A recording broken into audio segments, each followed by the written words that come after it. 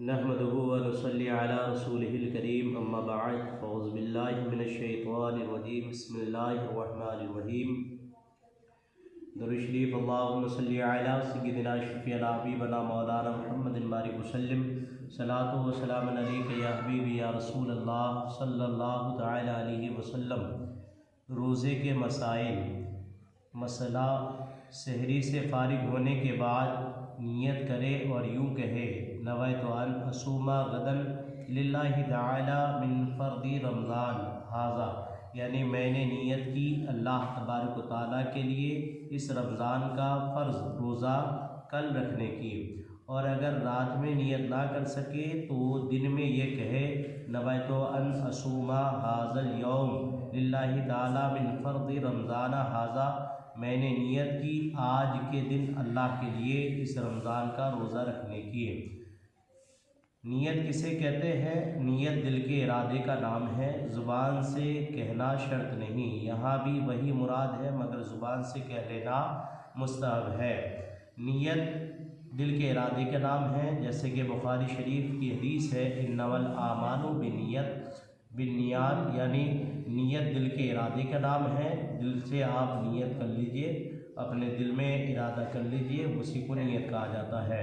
ज़ुबान से कहना शर्त नहीं है और कह ले तो ये मुस्तहब तरीका है। अगर किसी के माह रमज़ान के कई रोज़े क़ज़ा हो गए हैं तो नियत में ये होना चाहिए कि रोज़ा फ़ला रमज़ान के फ़ला रोज़े की क़ज़ा है। अगर नियत में साल और दिन मुतय्यन ना कर सके तो भी कोई हर्ज नहीं, यानी अगर किसी के रोज़ा क़ज़ा हो गया और क़ज़ा होने के बाद भी अगर उसने वो क़ज़ा रोज़ा रखना चाहा, जैसे कि नमाज क़ज़ा हो गई, आपकी ज़ोहर की नमाज क़ज़ा हुई तो ज़ोहर के नमाज क़ज़ा पढ़ने के लिए आप या तो ज़ोहर का नाम लेंगे या ना लेंगे, दोनों तरीके से नमाज आपकी हो जाएगी, क़ज़ा अदा हो जाएगा। लेकिन अगर आपने ज़ोहर का नाम ले लिया तो ये मुस्तहब तरीका और बेहतर तरीका है। इसी तरह अगर आपके रमज़ान की रोज़ा छूट गया तो आप उस रमज़ान के महीने का नाम लें और वो दिन का भी नाम लें जिस दिन के आपका रोज़ा छूटा है, उस दिन का नाम लेंगे तो ये मुस्तहब तरीका होगा। वरना अगर क़ज़ा समझकर आपने रोज़ा रख लिया तो भी आपका रोज़ा आपका क़ज़ा अदा हो जाएगा। इफ्तार करने के बाद ये दुआ पढ़े अल्लाहुम्मा लका सुम्तु व बिका आमनतु व अलैका तवक्कलतु व अला रिज़्क़िका फ़अफ़्तरतु। ए अल्लाह, मैंने तेरे लिए रोज़ा रखा और तुझ पर ईमान लाया और तुझ पर भरोसा किया और तेरे दिए हुए इफ्तार किया, तो मुझसे उसको कबूल फरमा ले। यानी हम और आप रोज़ा रखते हैं तो रोज़ा इफ्तार के वक्त ये दुआ पढ़ते हैं अल्लाहुम्मा लका सुम्तु व बिका आमनतु व अलैका तवक्कलतु। अल्लाह तेरे अता किया, मौला तेरे लिए हमने रोज़ा रखा और तुझ पर ईमान लाया और तुझ पर भरोसा किया और तेरे दिए हुए से हमने इफ्तार किया।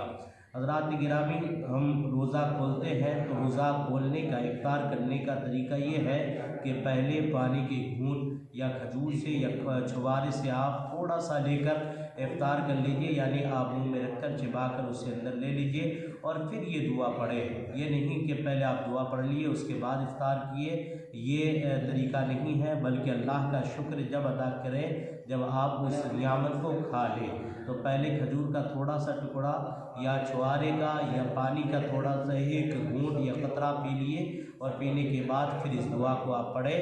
तो ये दुआ पढ़ने का सही टाइम और सही वक्त वही है जो थोड़ा खाकर ये दुआ पढ़ी जाती है। जो दुआ मैंने आपको बताया, जिन बातों से रोज़ा नहीं टूटता वो बातें, भूल कर खाया या पिया या जिमा किया रोज़ा नहीं टूटेगा, ख्वाह रोज़ा फ़र्ज़ हो या नफल। मक्खी, धुआं, गुबार हल्क़ में जाने से रोज़ा नहीं टूटता है, ख्वाह वो गुबार आटे का ही क्यों ना हो जो चक्की पीसने से उड़ता है।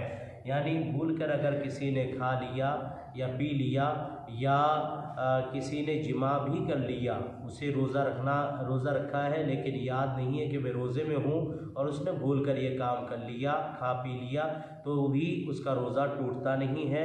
शर्त यह है कि वो भूले से कर रहा हो। अगर वो जानबूझकर ये काम करे, किसी ने रोज़ा रखा और रोज़ा रखने के बाद जानबूझकर ये काम किया कि मैंने रोज़ा भी रखा है और बीवी से जिमा भी कर लिया या खा भी लिया, पी भी लिया, तो उससे जो है रोज़ा टूट जाता है और वो उससे रोज़ा तोड़ने के बाद फिर उसके लिए कफ़ारा लाजिम हो जाता है कि आपको कफ़ारा रखना पड़ेगा। जानकर अनजाने में अगर आपने जानकर आपने रोज़ा तोड़ा तो। और तेल या सुरमा लगाया, रोज़ा ना टूटा अगरचे तेल या सुरमे का मज़ा हल्क में महसूस होता हुआ बल्कि थूक में सुरमा का रंग भी दिखाई देता हो तब भी रोज़ा नहीं टूटेगा। तेल सर में लगाइए या सर में लगाकर मालिश कराइए तो उसका मज़ा अगर हल्के तक भी पहुंच जाए तब भी आपका रोज़ा नहीं टूटता है, बल्कि उससे रोज़ा तेल लगाने से रोज़ा नहीं टूटता। इसी तरह मेरे आका ने फरमाया सुरमा लगाया और सुरमे का मज़ा उसके जो मज़ा है वो हल्क तक महसूस हुआ, यहाँ तक कि थूक में भी सुरमे के रंग कलर आ गया, तब भी जो है रोज़ा नहीं टूटेगा। एहतलाम हो जाने या हम बिस्तर करने के बाद गुस्ल ना किया और इसी हालत में पूरा दिन गुजार दिया तो नमाज़ों के छोड़ देने के सबब सख्त गुनहगार होगा, मगर रोज़ा अदा हो जाएगा। मान के चलिए किसी का नाइट फेल हुआ या रोज़ा रखने के बाद दिन में सोने के बाद कैलुला के लिए थोड़ी देर के लिए आराम किया, दोपहर बाद हो या दोपहर से पहले हो, और सोने के बाद बदख्वाबी होने की वजह से नाइट फेल हो गया या एहतलाम हो गया। एहतलाम होने के बाद अब वो उसका रोज़ा टूटता नहीं है, नापाकी की वजह से रोज़ा नहीं टूटता। हाँ, इतना ज़रूर है कि आपने अगर नापाकी की हालत में वक्त गुजारा और नमाज का वक्त निकल गया तो फिर जो है नमाज छोड़ने का गुनाह पर होगा और नापाक रहने का ये गुनाह होगा, रोज़ा उससे ज़ाय नहीं होता, रोज़ा नहीं टूटता। इसी तरह किसी ने अपनी बीवी से हम बिस्तर हुआ और उसके बाद वो नापाकी की हालत में वक्त गुज़र गया, यानी सहरी का वक्त इतना बचा है कि आप जो है सिर्फ सहरी खा सकते हैं, गुस्ल नहीं कर पाएंगे, तो आप बेहतर यह है कि सहरी खाकर आप रोज़ा रख लें और उसके बाद गुस्ल कर लें। नमाज का वक्त ज़ाय होने ना दे, नमाज का वक्त गुजरने ना दे। अगर नमाज आप वक्त पर छोड़ दिए यानी कज़ा कर लिए तो कज़ा करने का गुनाह आप पर होगा, नमाज छोड़ने का गुनाह होगा। आप पर जो है रोज़ा कज़ा नहीं करना पड़ेगा और ना ही रोज़ा आपका ज़ाय होगा, बल्कि आपका रोज़ा हो जाएगा। नापाकी की हालत में भी नापाक रहना गुनाह है, नमाज छोड़ना गुनाह है। और तिल के बराबर कोई चीज़ चिबाई या थूक के साथ हल्क से उतर गया तो रोज़ा ना टूटा, मगर उस चीज़ का मज़ा हल्क में महसूस होता हो तो रोज़ा टूट जाएगा। तिल के बराबर कोई चीज़ आपके दांतों में चिपकी अटकी हो या कोई चीज़ आपने मुंह में लिया और उसे चिबा लिया, उसका मज़ा अगर हल्क में महसूस होता है तो आपका रोज़ा टूट जाएगा। और अगर मज़ा महसूस नहीं हुआ और आपने उसे चिबा ली या हल्क के नीचे भी चला गया, उसका कोई मज़ा नहीं है, तो उससे भी आपका रोज़ा नहीं जाएगा। बशर्त यह है कि तिल के बराबर कोई चीज़ हो, उससे ज़्यादा हो तो रोज़ा टूट जाता है, उससे कम हो तो उससे कोई हर्ज नहीं, रोज़ा नहीं टूटता है।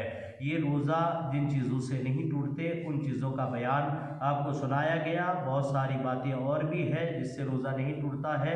इसी तरह अल्लाह के रसूल सल्लल्लाहु अलैहि वसल्लम ने जो बातें फरमाया है उस पर हमें अमल करने की अल्लाह तौफीक अता फरमाए। सल्लल्लाहु अलैहि वसल्लम।